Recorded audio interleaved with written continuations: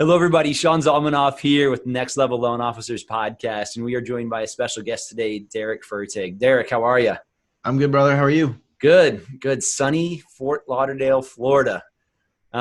So today we are going to really kind of talk about two evolutions, and Derek has an amazing business that he runs, but his story is really even quite more remarkable than that. So just to kind of frame things, Derek, I want you to talk about your numbers, where you were, where you are, where you're going, because all of that's impressive. And then I kind of want to go back to the beginning again and just talk about the man that you really become through your experiences. And I mean, I'll just say it for everybody, how much better of a person you are right now than you were a few years ago. And so take the floor, bro. Where did you start? When did you get into business? What were those numbers, and how did that evolution of business grow? You can make that quick, because the best thing about you and the best thing about this story is really just the man you are right now. Sure. I got into the business in 2005. First business I was in the broker world. And at that point that was pre, Dodd-Frank. So we didn't really measure volume. We all got paid on fees. I think everybody was the same. So honestly, like up until 2009, really, I have no idea what volume I was doing, just the fees, because that's what everybody really cared about. But in 2010, it was kind of like a personal breakout year for me. I moved on from the guy that mentored me in the business for the first 5 years of my career. And I went to work for a company, and there was a couple of guys that worked there that were on Scotsman's Guide. And so I made it, like, I obsessed over in 2010 making Scotsman's Guide. So I just worked and hustled and we'll get into that, but I burnt probably quite a few people's bridges through the course of doing that. And in 2010, I think I did like $60 million or $65 million. It's just kind of like a one-man band. And, then it evolved onto a branch manager, and my branch was doing like $60 million, $65 million. I regressed from a production standpoint and was producing, just not producing at that level, because I got totally burnt out just doing that all myself. I had no idea how to build a team per se that year. So was working crazy hours, and hovered around like the $60-65 million range. And then kind of like a blessing in disguise that I partnered up with my good buddy, Justin Miller, who we run the branch together now. And he was doing similar numbers. So we were about $120 million in 2016. And last year we did $187 million. And this year we're at $160 million year to date. We're on track to do about $350 million this year. Very impressive. So very interesting conversation that you mentioned a point, and became a branch manager and your business regressed. Mm-hmm. It's amazing the number of loan officers that I talk to, and that I'm sure that you talk to in the industry. And man, they want the title, they want to be a branch manager, and they don't have any idea how good they have it as a loan officer. I mean, yeah, it's interesting. You hear sometimes, we kind of chuckle about it, but when you hear somebody use the term just a loan officer, that's like self-demoralizing. Loan officers are the lifeblood of the business. I mean, that's the best position sometimes to be. A lot of times people think that a branch manager is the yellow brick road to millions of dollars, and it could not be further from the truth. You have an entirely different set of responsibilities. You have to learn how to actually run a mortgage business, whether you be in the broker world, whether you be in the retail world, whatever the case may be. You're responsible for a lot more than just creating, I'm being loose when I say this, but creating your own schedule. If you're a loan officer, and unless you're working for somebody that mandates that you have certain office hours, we don't, your entrepreneurial spirit can take over, and you can do as many loans or as little loans as you want. I always crack. Yeah. With close to zero overhead. And really not a lot of risk. You're not paying salaries. You don't have obligations to other people other than yourself and to your family. And I think that in this day and age, the loan officer of today is more like a Swiss Army knife because it looks like so many different things from company to company or business to business. This reminds me of that saying. I don't remember who coined it first, but be careful what you ask for. Yeah, yeah, for sure. I've seen so many people have, a great LO. Hasn't made doing 10 or 15 loans a month for anybody listening. I mean, you probably want to get there if you're not already. I mean, multiply that times your comp times your average loan size and how much money you're bringing in. And then they want to go get an office and hire their own processors and have their loan partners and everyone on staff. And then they want to run a P&L. And then, all of a sudden things change a lot. Our staff in my office, we're set up to do 140 loans a month. Well, in January, in February, December, we don't do close to that. Yeah. And I'm still paying a staff that can do 140 loans a month. And people just don't really understand what is entailed in making that operate on an efficient basis. But you do, bro. And that's awesome, man. Almost, from 170 million to 350 million in production. You guys are doing some things right. And I think that really changed a lot in the person that you've become. I heard your story, so I wanted you on here when I heard you speak. I'll go back to that 2010-ish mark when the obsession with hitting the Scotsman's Guide, who you were, how you treated people, and who you are today. If you would. I mean, I was an asshole. There's really no other way to put it. But the thing is that like I didn't know any better. I learned so many good things from the man that mentored me in the business. In 2005, I was 24 years old, and I was very entrepreneurial at that time, but I was just like this rough around the edge kind of, I think what you would define as like a hustler. I could sell anything, but I didn't know how to sell. I didn't know the technique. I didn't, know to ask the right questions, etc. And steamroll approach. I learned so many good things, but I also learned so many bad things. I learned how to demoralize people, how to manipulate people, how to ostracize people to get what it is that I wanted, not realizing that there was, if I really wanted to get to the point that I wanted to be, kind of where I'm at now, I wasn't going to get here doing what it is that I was doing. And I really, really had to learn the hard way. I'm a new parent, and I know that there's going to be a time, my daughter's 7 months old. And I just remember growing up, I thought I knew everything. My mom and dad, as we probably all did, but my mom would tell me I was incorrect or try and set me straight. My dad would do the same thing. And it's just one of those things where it's like, you don't know what you're talking about. I know what I'm doing, blah, blah, blah, blah, blah, blah. It's the same old story. It was the same thing in business. I felt like what I was doing, probably the reason I felt that way, if I'm looking back in hindsight, is it was like instant gratification. You know what I mean? In our business, then more so than now, my first month in the business, I made like $21,000, like my first month. So going from a salary, I moved down to South Florida from like the DC area. I was working in the Pentagon for the Office of the Secretary of Defense. I was a network architect. So 2 months before I made $21,000, I made $6,000 on a salary, and I was working my ass off. And then I came down and I worked as equally as hard, and I made almost quadruple that. And I was like, wow, okay, I've discovered fire. Now let's pour gas on it. Whatever it is that I did to create those results, I'm going to do it so much harder, and I'm going to go so much harder at it. And I'm just going to never let up. I'm going to never let up. I'm going to never let up. And I think that I just rubbed so many people the wrong way on my way up this ascension, And so what were you doing? How were you treating people at that point? When, I think it was, I think I still have some bad habits, man. I catch myself, it's communication skills or interpersonal skills where you can say things where it gets received a completely different way.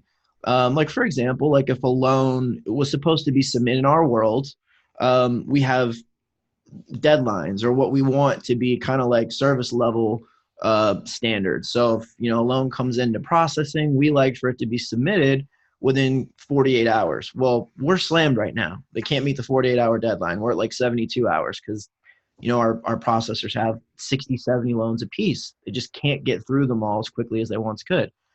So rather than hitting them up and saying like, hey, do you think that we might be able to get this tossed into underwriting today? I still find myself sometimes being like, this was supposed to be submitted yesterday. Why wasn't this done? And it gets received a completely different way. You still wrestle with it. I've still got the sandpaper out trying to polish away those bad habits. So it's things like that. I would automatically finger point rather than try and be a good teammate. I would automatically assign blame. I think a lot of people know what a DISC profile is. I think a lot of good loan officers and a lot of good salespeople are off the chart D and off the chart I. I'm no different. So we're drivers, we really like to be in control and in command. But along with that, unfortunately, sometimes comes a dump truck full of ego, and we never, ever want to be wrong. So we're always, when something goes awry, very rarely do we have the humility to step up to the plate and fall on the sword and say, you know what, that's my bad. Instead, you're assigning blame to somebody else. And I think, the 25-year-old me or the 26-year-old me, I was like Doc Holliday, just boom, boom, boom, assigning blame anywhere that I could possibly put it. And who really wants to work with somebody like that? Derek, I'm 41. How old are you? 38.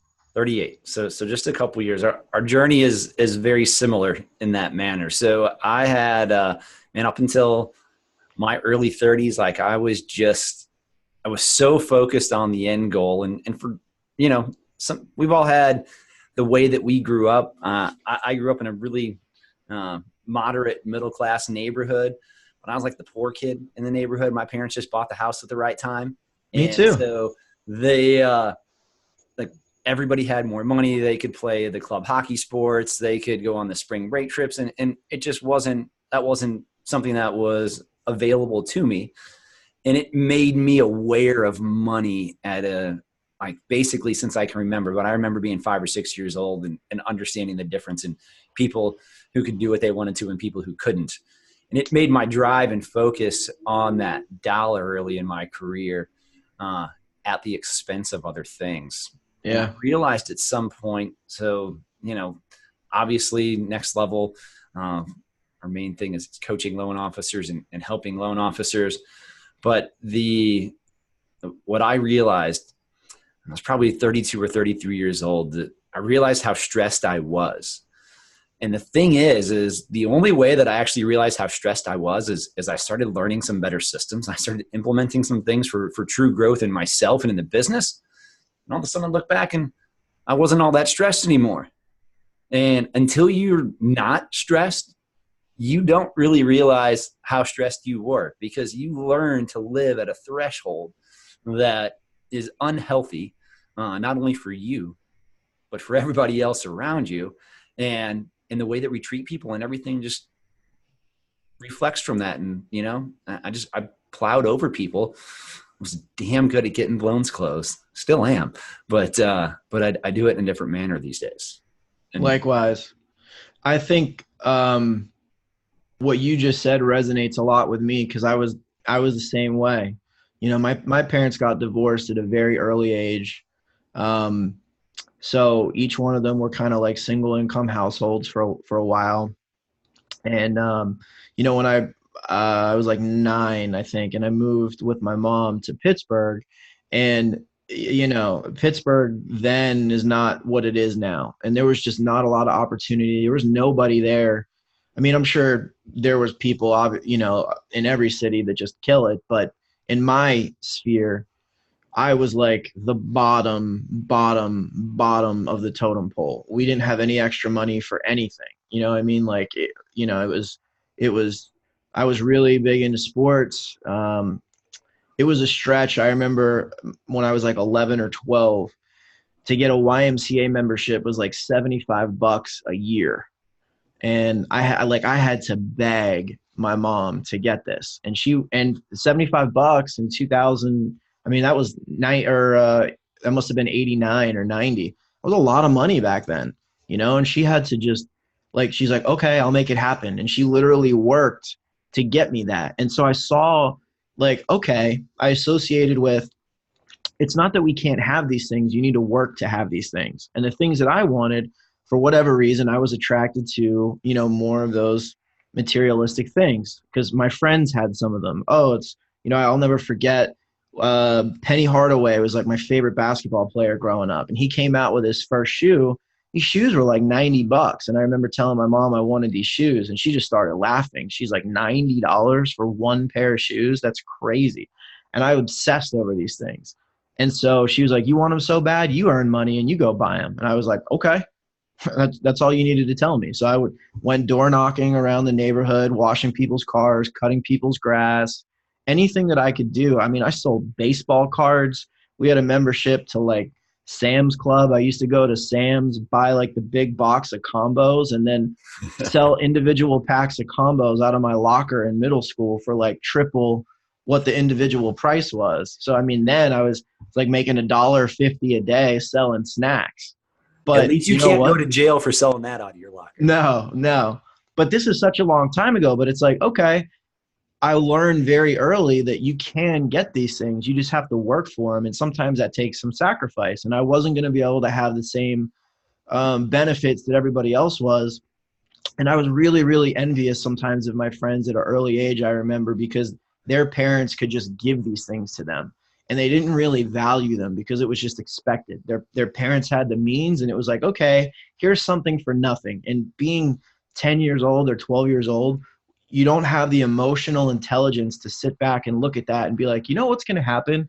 Johnny over here, when he gets to 20, isn't going to understand what it takes to grind and get what it is that he wants in life. When one door shuts, you can just go create another because he's so used to being spoon-fed.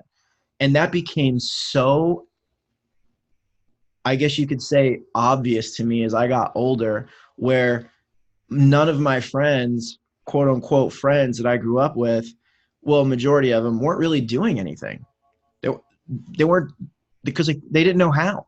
Yeah. They didn't know how to go out and work hard. They were just used to being given things. So it was just, I'm actually, in hindsight, I was bitter, but now I'm so grateful that that was the way that it was, because it just set the bar at that age where it's like, all right, you can get these things, but I can't give them to you. So you're going to have to go and work for them. And I think hearing your story is very similar. You get focused on the money side of it, and it can be good, but it can also be bad. I was good, man. I was mowing lawns. I was doing everything. I mean, I may have fibbed about my age so I could get a job at a restaurant early so I could be a busboy and get tips because I knew that made the most money. And I will never let my kids at 15 and 16-year-old work in a restaurant with a bunch of 19 and 20-year-old people. Not fortunately. I ended up just okay, but lots of influences that I don't wish on anybody. And man, it's we both have had a special gift too. First of all, living that, it's made me value things that my boys will never understand. But Derek, my kids are 3 and 5 right now. So, I mean, it must have been a couple months apart from an age when you had your first and we had our first. And that's something, that we struggle with sometimes because it's just so easy. And they break a toy and my 5-year-old just I'll buy another one. I'm like, Yeah. but it's that value that we have to sculpt and build them into.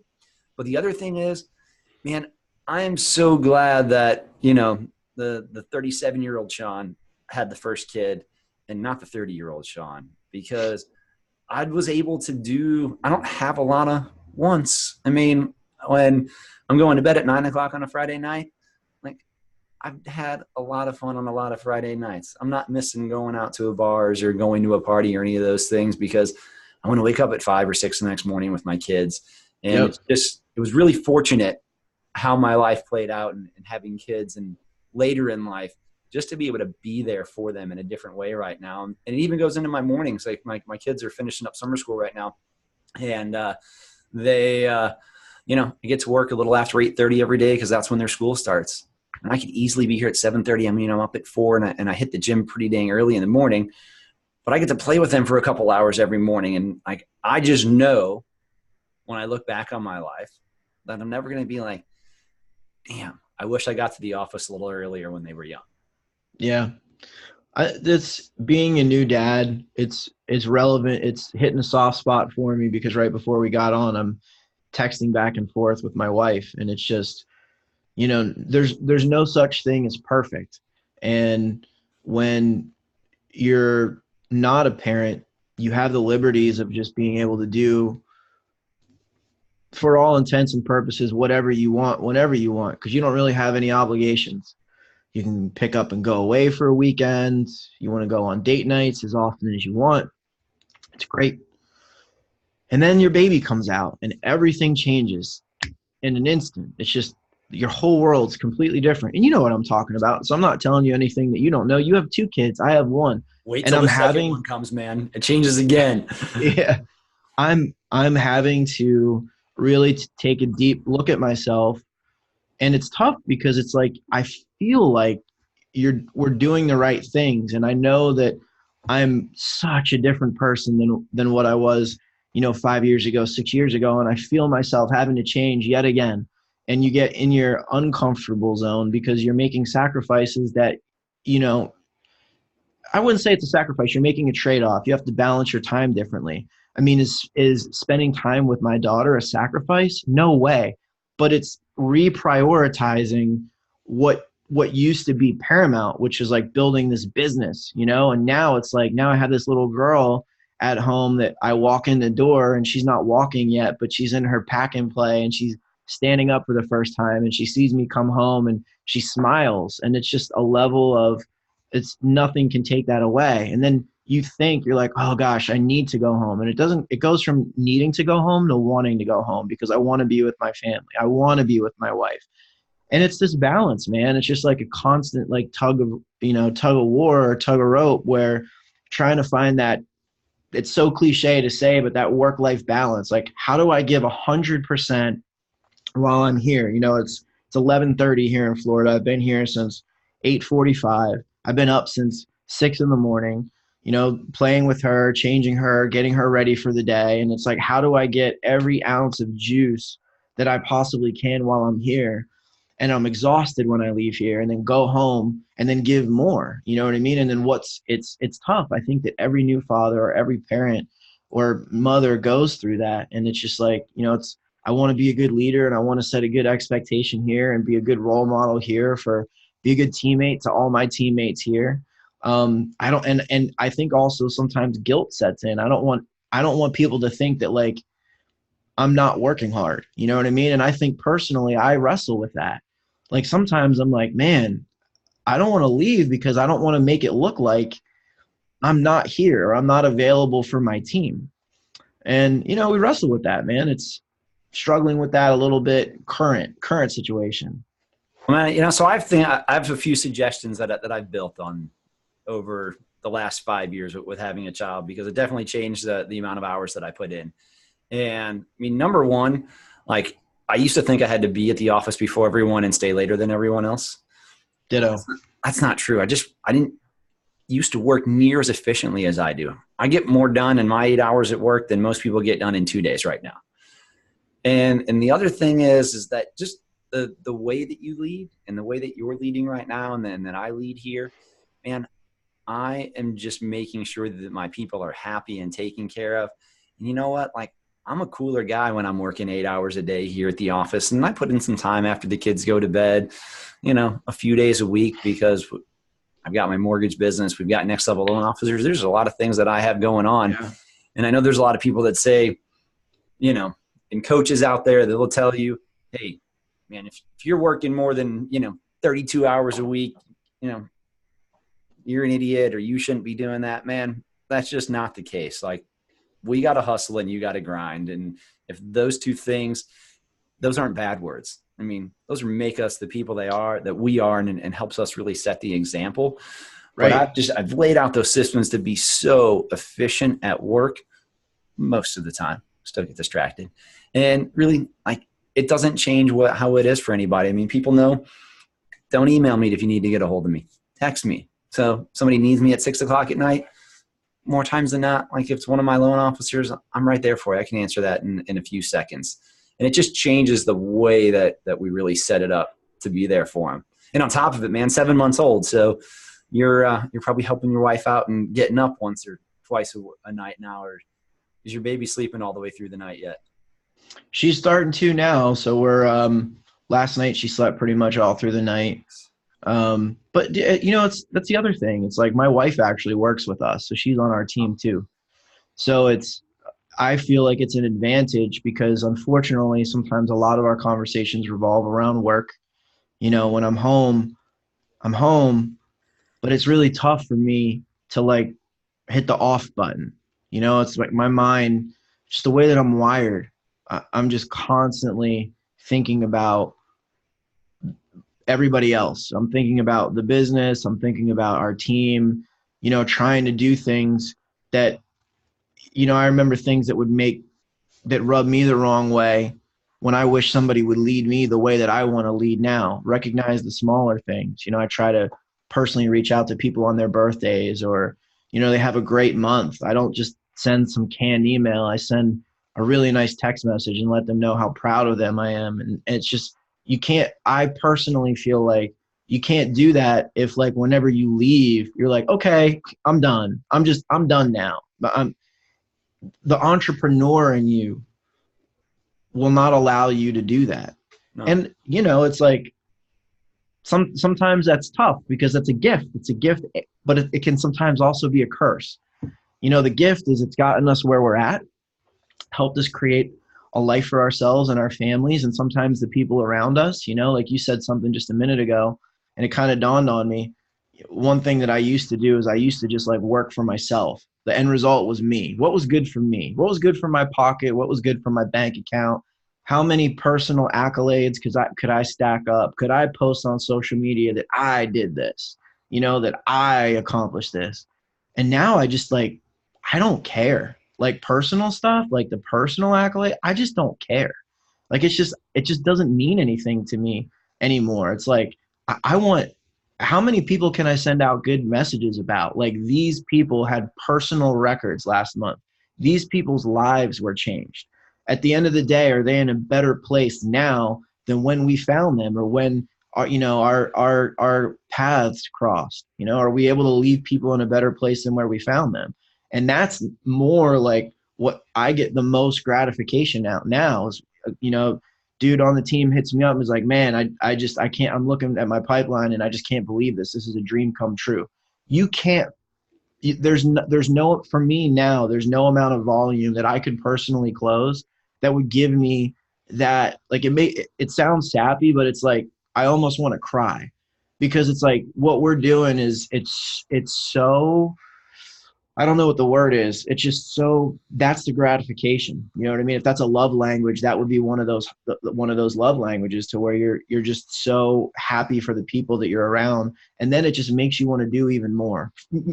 Speaking on my behalf, it's like, what can I do now? Okay, we got you here. That's awesome. What else can I do for you? Is there anything else that we could do to increase your quality of life? Is there anything else that we could do to help you take your business? Is there anything that we can do to support you? And then it's just crazy, man. It's like, we have our Christmas parties and we have wives and spouses coming up and they're like, man, this person's just a different person. And they're just so happy. And then again, it's like, okay, bucket list item, check. You know how powerful it is to have a spouse come up to you and say, this person is a completely different person. And I hate when people say work for you, but I don't look at it that way. We work together. We're a team.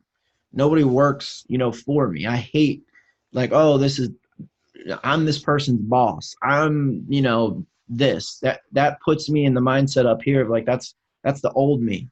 You know what I mean? We're more colleagues. We're more teammates. So what is it that we can accomplish together? I just happen to be in this position of leadership. And I think that was something that was kind of a game changer for me. And that's awesome. I correct people all the time. If anybody says I work for you, I'm always like, you work with me. You don't work for me. And that's just, they know that, like they'll say for and they'll be like, I'm sorry with. And I couldn't really think of a better way to wrap this up, man. That's having somebody's wife or husband come up to you and saying, "You've changed our family's life. You've changed my wife's life. You've changed my husband's life." And that's why we do this. And it's kind of why we do Next Level Loan Officers. We are here to make the loan officer community better. If you do not have our app on your phone yet, everybody pull out your phone right now and type the word Next Level, one word, to 36260. Get our app downloaded. You'll have this podcast and many others that you can download and listen to directly on there, as well as our next live events coming up. And we look forward to seeing you there. Derek, thank you very much for being our guest today. Dude, thanks for having me on. It was a good time. Appreciate you.